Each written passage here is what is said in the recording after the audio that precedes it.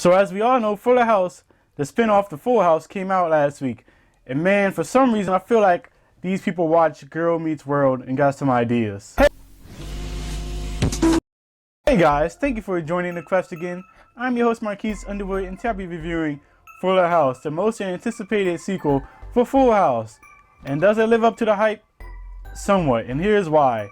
Well, you get all the nostalgia from watching all the original cast come by, except for Michelle, who was played by Ashley and Mary-Kate Olsen. They did not appear here, so they throw some shade at them in the first episode, which I actually liked. But I wish I had seen them just to see how they would act along being older with everybody else and now being adults and not just little kids. So that would have been neat to see. But you get everybody back, Danny, Uncle Jesse, everybody. And man, do they fit, even though they all briefly show up every about 4 or 5 episodes.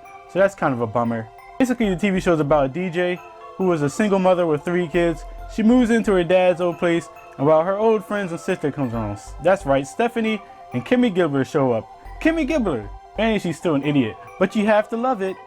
Now I must tell you, growing up as a kid, I used to watch Full House. I've seen every episode at least 5 times. That's how much of a fan I am of this show. So I was definitely anticipating watching this.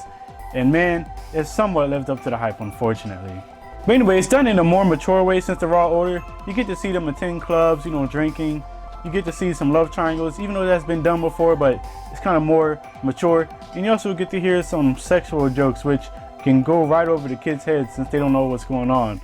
But this right here is still kind of a Full House thing, but with a modern take on it, as you should expect. I must say, it was kind of weird when they used the whole new words that people say. Like Kimmy Gibbler comes in and she says something like, "That's fleek." And I mean, it was just kind of weird to see that stuff. It didn't fit really, to be completely honest, in my opinion. And this TV show, it kind of felt like it was like a ripoff of a Disney show. It kind of had the same themes and the same kind of concentrated events that would usually happen in the Disney Channel show.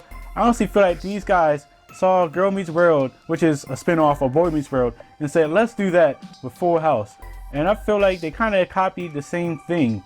And I don't really like that, in my opinion, to be honest. The new characters did fit well, in my opinion, though. I really love the new kid, Max. He's like the new Michelle of the show, so I really enjoyed that. I mean, his jokes hit every time, in my opinion. He's just so funny. He's not really trying to be serious, but at the same time, he comes off as a little bit serious, which kind of adds some funniness to him. So I really like that. I want to see more. And I heard this show got renewed for season 2, so I'm looking forward to see what they do with it. But overall, I'm feeling a B-, a 3 out of 5 for this one.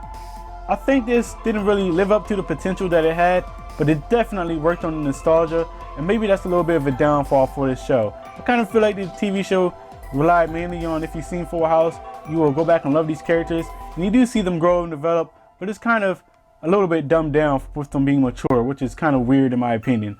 So that's really why I got away from it. I love the new characters. I love, the cast, Kimmy Gibbler. I love seeing the new old people coming back too, like Danny and Uncle Jesse. So it's all cool to see, but I just wish that they took a little bit more of a unique twist on it and just showed how more mature they were. So, have you seen Fuller House? If you have, comment below and I want to know. What did you think about this season? What are you looking forward to in season 2? What do you expect to see in season 2? Do you miss Mary-Kate Olsen and Ashley Olsen? Again, if you're new, you want to hit that like button for this video, you want to hit that subscribe button for this channel, and do me a favor and join the quest, guys.